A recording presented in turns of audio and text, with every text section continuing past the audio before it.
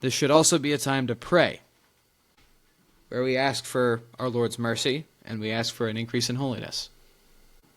So first of all, because the celebration of Advent is 4 weeks, because of the journey from Nazareth to Bethlehem, taking about that long on back of a donkey, first we should ask St. Joseph, whose name literally means an increase. Ask him to help us in holiness. We should ask Our Lady, who cannot possibly have more holiness within her. It is impossible for Our Lady to be more holy than she is. And even when she walked the earth, it was impossible to be more holy than she was. So we should ask for a little bit of a share in her holiness. And ask St. Joseph to increase the holiness that we already possess. And we should ask our Lord, above all, for he is the font from whom all blessings flow, his pierced side.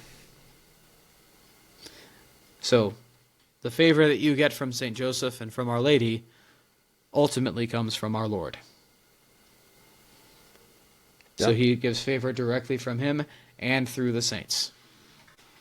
Yeah, Mary and Joseph are the highest of saints, and they are the parents of Christ, who's God, and they constitute the Holy Family. So for all sorts of reasons contained therein, what better way to ask them specifically for grace?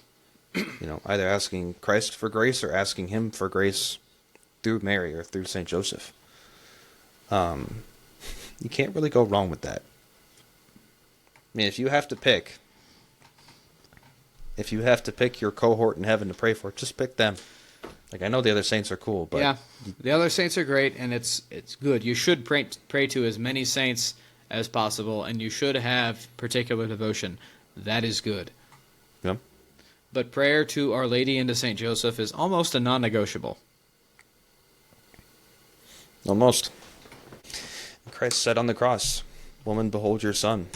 And she wasn't just saying, "Behold, St. John is now your son." She's saying all of us are her sons. Which means all of us are also St. Joseph's sons.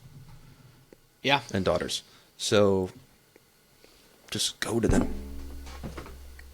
One of the great things I've done in life is being consecrated to both. And thank you, Ethan, for helping me with the consecration to St. Joseph, because it wouldn't have happened without you. And just go pick up those books and do those consecrations. Or you don't have to do them. Fine. Just read them. And even if you're not Catholic, even if you believe 10% of what you read in there, if you can get your head around the idea of, you know what, there are good people in heaven, there are holy people in heaven, I can ask them for favors because they're friends of our Lord.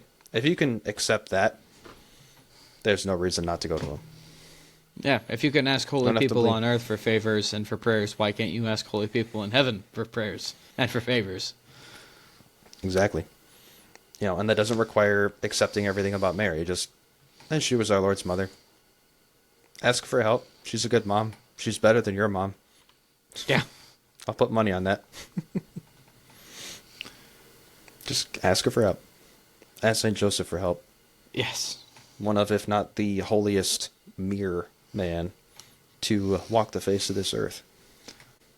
No, I would say St. Joseph is the holiest mere man to walk the face of the earth, because he knew our Lord before anybody else did.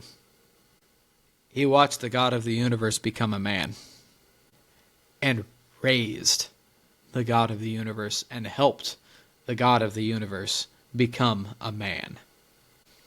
Pretty darn cool. Yeah. Yeah. And I'm just going to echo something you've said in the past, not on this podcast, but I mean, when you're living in that close proximity to our Lord, the grace is going to rub off on you. Yeah, how could it not? How could it not? But go to him.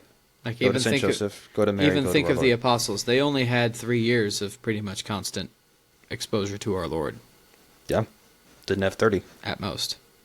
Yeah, St. Joseph had 10 times that. From the time he was first conceived in Mary's womb. That is just astounding to me.